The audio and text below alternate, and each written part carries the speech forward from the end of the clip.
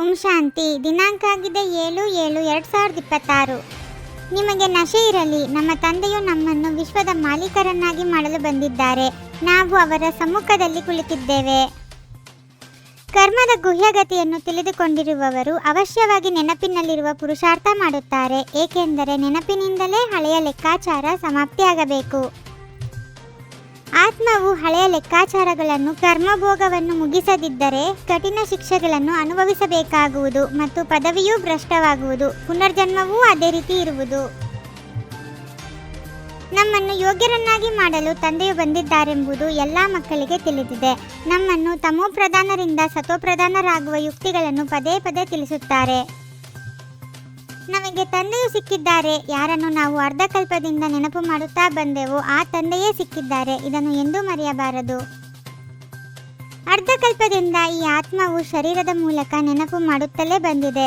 ಹೇ ಪತಿತ ಪಾವನ, ಹೇಗೆ ದುಃಖಹರ್ತ ಸುಖಕರ್ತ ಎಂದು ಕೂಗುತ್ತಾರೆ, ಏಕೆಂದರೆ ಇದು ರಾವಣ ರಾಜ್ಯವಲ್ಲವೇ?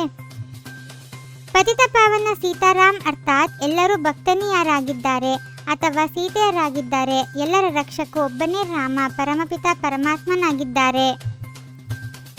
ತಂದೆಯು ಬರುತ್ತಾರೆಂದರೆ ಪಾವನರನ್ನಾಗಿಯೇ ಮಾಡುತ್ತಾರೆ. ಆದ್ದರಿಂದಲೇ ನನ್ನ ಶ್ರೀಮತದಂತೆ ನಡೆಯಬೇಕು, ಮತ್ಯಾವುದೇ ಮತದಂತೆ ನಡೆಯಬಾರದು. ಈಗ ನೀವು ಮಕ್ಕಳು ತಂದೆಯ ಮೂಲಕ ಅವಿನಾಶಿ ಜ್ಞಾನ ರತ್ನಗಳ ಜೋಳಿಗೆಯನ್ನು ತುಂಬಿಸಿಕೊಳ್ಳುತ್ತಿದ್ದೀರಿ. ತಂದೆಯಂತೂ ಬಹಳ ಸಹಜವಾಗಿ ತಿಳಿಸಿಕೊಡುತ್ತಾರೆ. 84 ಜನ್ಮಗಳನ್ನು ಪಡೆಯುತ್ತಾ ಸತೋದಿಂದ ತಮೋ ಆಗಿದ್ದೀರಿ. ಅವಶ್ಯವಾಗಿ ಈಗ ತಮೋ ಪ್ರಧಾನ ಪತಿತರಾಗಿದ್ದೀರಿ.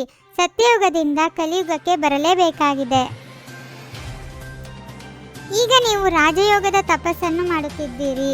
ನಿಮ್ಮದೇ ನೆನಪಾರ್ಥವು ಇಲ್ಲಿ ಇದೆ. ಇದು ಚೈತನ್ಯ ದಿಲ್ವಾಡ ಮಂದಿರವಾಗಿದೆ. ಅದು ಜಡ ಮಂದಿರವಾಗಿದೆ.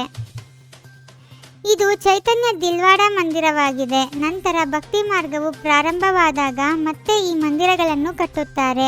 ತಂದೆಯು ನಿಮ್ಮನ್ನು ಎಷ್ಟೊಂದು ಧನವಂತರನ್ನಾಗಿ ಮಾಡಿದ್ದರು. ಈಗ ನೀವು ನಂಬರ್ ವಾರ್ ಆಗಿ ಆತ್ಮಾಭಿಮಾನಿಗಳಾಗುತ್ತೀರಿ. ಕೆಲವರಂತೂ ಅವಶ್ಯವಾಗಿ ನೆನಪು ಮಾಡುವುದೇ ಇಲ್ಲ, ದೇಹಿ ಅಭಿಮಾನಿಗಳು ಆಗುವುದೇ ಇಲ್ಲ. ಒಂದು ವೇಳೆ ಆತ್ಮವು ಚೆನ್ನಾಗಿ ನೆನಪು ಮಾಡಿದರೆ ನಂತರ ಅಮರಲೋಕದಲ್ಲಿ ಹೋಗಿ ಜನ್ಮ ಪಡೆಯಬಹುದು. ಮೃತ್ಯು ಲೋಕದಲ್ಲಿ ಮತ್ತೆ ಜನ್ಮ ಪಡೆಯುವ ಅವಶ್ಯಕತೆ ಇಲ್ಲ. ಸತ್ಯಯುಗದಲ್ಲಿ ಹಸುಗಳು ಬಹಳ ಫಸ್ಟ್ ಕ್ಲಾಸ್ ಆಗಿರುತ್ತವೆ.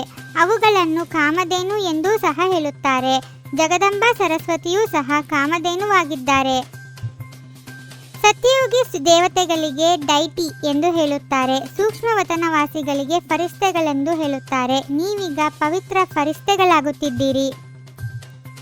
ಶಿಕ್ಷೆಗಳಿಂದ ಮುಕ್ತರಾಗಬೇಕೆಂದರೆ ಹಳೆಯ ಎಲ್ಲ ಲೆಕ್ಕಾಚಾರವನ್ನು ಯೋಗಬಲದಿಂದ ಸಮಾಪ್ತಿ ಮಾಡಬೇಕು. ನಿಮಿತ್ತರಾಗಿ ಎಲ್ಲವನ್ನೂ ಸಂಪಾದನೆ ಮಾಡಬೇಕು. ಇದು ಸಂಪಾದನೆ ಮಾಡುವ ಸಮಯವಾಗಿದೆ. ಇದರಲ್ಲಿ ಮನೆ, ಮಠ, ವ್ಯಾಪಾರ ಇತ್ಯಾದಿಗಳನ್ನು ನೆನಪು ಮಾಡಬಾರದು. ಫರಿಸ್ತೆಗಳಾಗಲು ಒಬ್ಬ ತಂದೆ ನೆನಪಿನಲ್ಲಿರುವ ಸಂಪೂರ್ಣ ಪುರುಷಾರ್ಥವನ್ನು ಮಾಡಬೇಕಾಗಿದೆ.